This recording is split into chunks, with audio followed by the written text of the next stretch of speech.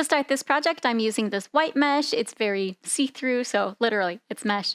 And then I also have leftover wedding dress fabric, which is this nude mesh. This is going to be great for that illusion neckline. I'm going to be using my wedding dress top pattern as the base for my dress top. I'm going to draft my sleeves separately so they will not be attached. I'm cutting some of the top in nude and leaving some of the seam allowance for the white bodice section to be added to it. This way, it gives the illusion neckline. I'm first going to pin down my nude mesh and cut it out. Now I'm going to repeat that same process with the white fabric. Sew your white pieces to your nude pieces and then sew them all together to make your bodice. I'm going to leave the side open to put a zipper there. You can see that my white back piece is very different from my nude back piece. That's because the back of Elsa's dress swoops down low. Thankfully, doing the nude mesh will allow me to do that. I sewed down the curve that I wanted first and then cut off the excess white fabric on the back to make that swoop. So this is what the top looks like. Go ahead and assemble all the pieces together when you're happy. And I used very sheer material, so you can see here, this is a difference between having 3 layers and then this is only 2. Yeah. Now I'll be using tons of E6000 to secure down tons of sequins. How many, you ask? Too many that will hurt my soul and cause me to quit this project. But nevertheless, I will move on and tell you about it. Start by gluing down sequins at the top seam line of your white and nude mesh base. Honestly, you could do white sequins if you feel better about that, since 5th element Elsa is more white, but I think the silver will be a nice contrast and will speak more dimension than just being pure white and on white with more white and all that. Anyways, that's beyond the point. Start gluing down some sequins at the baseline and then start working your way gradiating out against the nude mesh.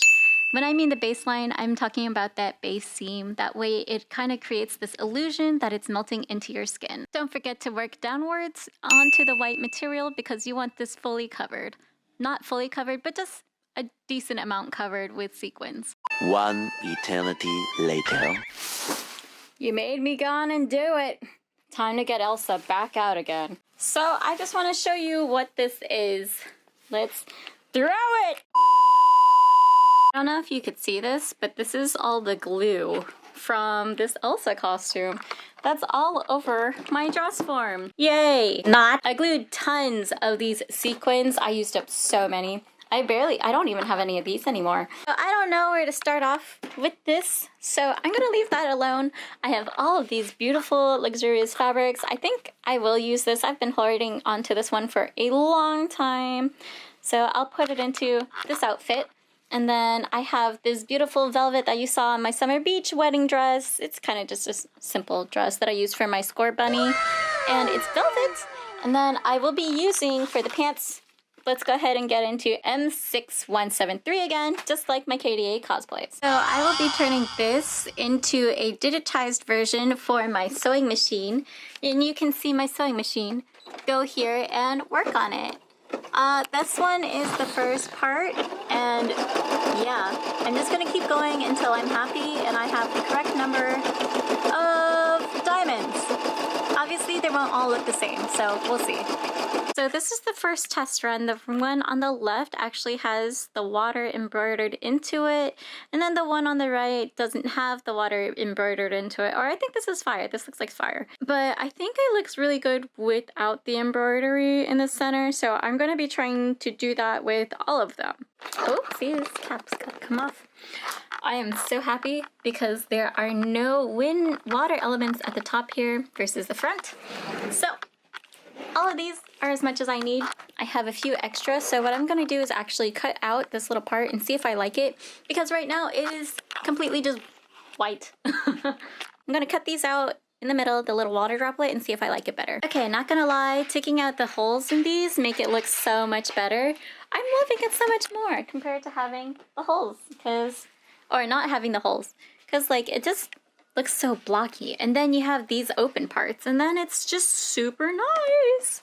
So now let's go ahead and make the other diamonds to put in between here. I'm looking at you for all the moral support, buddy. I'm not gonna use my hands. Nice velvet material. Gonna cut out the pants, and then we're gonna continue making the diamonds from the rest of it. Following the instructions of the pattern, I'm putting the pants together. So I have my pants here, and so I want the bottom tips to be a little bit blue. I have my water basin here ready. I did a test of it, so it will just be a light blue. I don't want it to be too blue. I still want it to be pale. So what I'm gonna do is leave the bottom edges of my pants in here. Yep. So yeah, I'm just gonna let it soak in there. It's not gonna turn out more bluer than this. If anything, it's just gonna dye it slightly. And that's what we want. So while this is going to be sewing, even though it's finished, I'm going to continue sewing this, but I have leftover scrap material prepped in an embroidery hoop, and this time for the more colorful diamonds, I'm going to be using my hands. I'm going to start the long, arduous process of creating diamonds from beads. And of course, you definitely want to find your seed beads. Okay, it's not in here. I'm so not happy.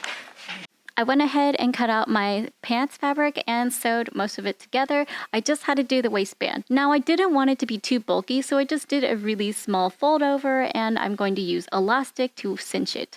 Make sure you take your pins out when sewing. I already had one hand on the camera and the other hand pushing the fabric through. Now I'm going to take elastic and a safety pin and thread it through. You've seen me do this plenty of times, and some other YouTubers hopefully. But if you have any questions, let me know. I like to secure mine down with a needle first and then go through that entire little casing and then close off the elastic by sewing the elastic and then closing off that little part there. So I thought I wanted to work on the sleeves next, and now I'm stuck with this dilemma. My previous outfit that I was making with that, which my pants are done, I was going to make the sleeves sheer like this, and then I'm looking at the video and I'm like, well, this part is supposed to go on top of the sheer, and that's what stands out. So I'm really torn if I really want to make sheer sleeves. And I'm just like, I guess I should use sheer sleeves and then use these sleeves as defeat. Sometimes it's just really hard to understand. I was scratching my nose too much. It's just torn skin. It'll grow back. It's not a zit. It's not a zit. It's not a zit. But this is probably going to be a sleeve. What I did do was cut it out in a sleeve shape, sort of. And it's just basically a really long rectangle, and I added like the top of a sleevey shoulder portion here. I'm probably just gonna cut that part off anyways, and then leave this part, tighten it up, and make it look nice. So I'm going to take my new sleeves and go sew them down. These are going to be actually pretty big, so I'm just going to pinch and pin and sew them to make them tighter. You'll see that in a second. But I'm just going to go ahead and sew these down. There's that little curve part at the top. I don't like that. I'm just going to cut that off and have these nice little arm warmers that are going to hang all the way down. Show yourself.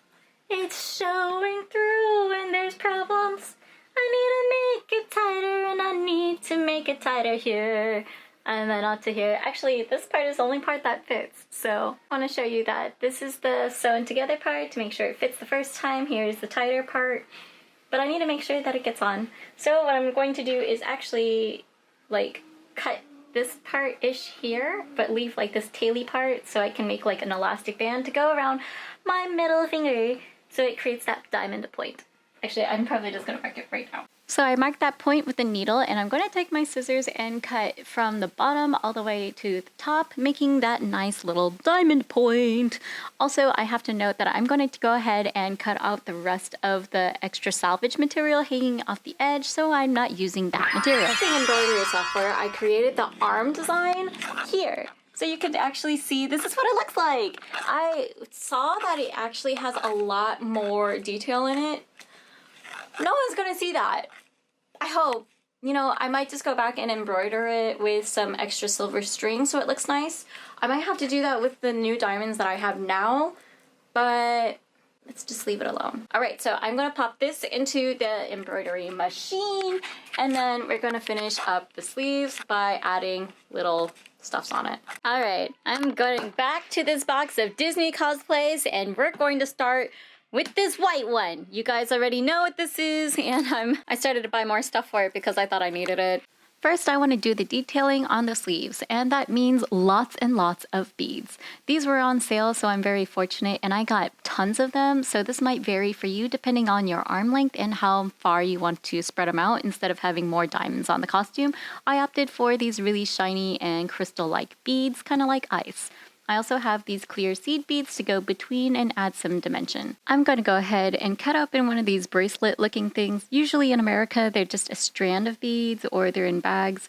I don't know why they're so different in Denmark, but so be it. So what I'm going to do is take a nice long piece of thread and start going through it just like my jacket, and I'm going to go through one nice big crystally bead and then go back through the fabric, then do one seed bead, go back through the fabric, out, here's a nice crystally bead, and then repeat this all the way up to this like X piece that I showed you earlier. I went ahead and sewed that down. That is supposed to be on the side of your arm. It's not supposed to be facing forward. This is very important for later, so make a note of that. Make a note of this. Come on, Cricky. So I just wanted to show you the detail here on the other sleeve. So it's just a nice embroidery piece that I did on white fabric and with white string. And I'm just going to go find that center point of my sleevey piece. And I'm just going to pin it down and hand sew it. While I'm hand sewing it, I'm going to use seed beads in between just to give it a little bit of extra razz and dazzle. You know, just make it a little bit prettier than just boring white threads. Ta-da! Look how sparkly your sleevey is. Looks nice. So now I'm going to be using this translucent bluish hue ribbon. I'm going to use this as my connecting piece to my fingers, and this goes to that middle point. So go ahead and wrap it around your fingers and then cut a piece. I'm going to burn the edges of these ribbons because I want to make sure that they don't fray and come undone. This is so much easier than me adding glue and just tying several knots because that will still let it fray and fall out. Now, these ribbons were actually a little bit too big, so I had to go back and modify them. But what you want to do next is go ahead and turn them into a loop and then sew them to that triangle point at the edge of your sleeves. I figured while I was attaching it to the sleeve, it would be really nice to add a little bit more embellishments there at the edge on my hands, so it's not so plain. But you know, a Disney queen is never plain. So of course, add more beads and bling and shine to it. It's just going to make it all so much more magical. So I just wanted to make a point. This is going to be my sleeve fabric. I might use the rest of the fabric if I have enough for the bottom edge of the skirt. If not, I will find a different material to use. This I'm going to cut. I don't know how much I'm going to cut. I decided that I wanted to cut 18 inches because I didn't want it to be too wide and too heavy on my really light fabric. And so I decided 18 inches, which equals to 45.72 centimeters. Feel free to take that however you will, but this could change for how big your arms are. So do what feels great for you as long as you kind of make like a long rectangle trapezoid shape. I made sure to cut 2 of these out, and I really love this fabric, so I hope I don't mess up. So what I have here is one of the sleeves folded in half. So I made sure to fold it in half both ways, long ways and width ways, quote unquote. Yeah. So I'm going to mark this part here, and one of the reasons why is because I'm going to take the smaller part at the top here and cut it into a triangle piece downwards so I can actually taper it. I'm a little nervous, but you know what? It's always a yellow when cutting your fabric. Now I'm just going to remove the string there. There we go. Cool. Now that I have these little pieces cut out, I'm going to burn the edges. Okay, not with this, but I'm going to light a candle and slowly slide it across the edges and do that. But before I forget, make sure to cut off this salvage edge and burn that as well so it just doesn't look like so sad. This will look so sad if you don't cut this off. So I did the burning and adding that gathering part of the cape to the sleeve on a different part of the video. I don't know where it is, but you know, it'll be there in the next video somewhere that I'll talk about it. But if you have any questions, make sure to leave it in a comment down below because this video is all over the place. And like I said, this is a year's worth of work into this outfit. And I'm still not happy. Alright, so what I'm doing is cutting off this really sad attempt of actually adding the skirt. I thought the skirt would be really nice if I added layers of this like mesh chiffon tulle kind of thing. It's not tulle at all, by the way. And so I'm just going to go ahead and cut that off because that is not necessary anymore. I don't think this was obvious, but before these weren't actually glued on. So now I'm just going to take E6000 and add them. And so I have to do all of these spacing again all over the top. And it's very important that I do so.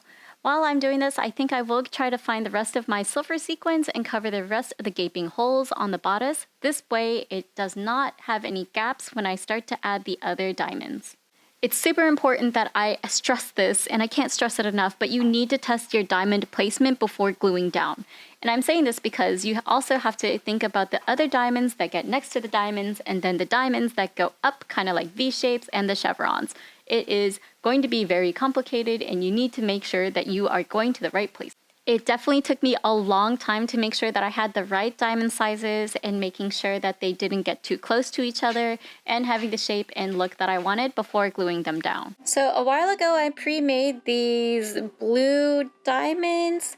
They kind of look more like oblongular shapes now that the fabric isn't so taut. I'm going to use them as current placeholder at the bottom of the diamonds.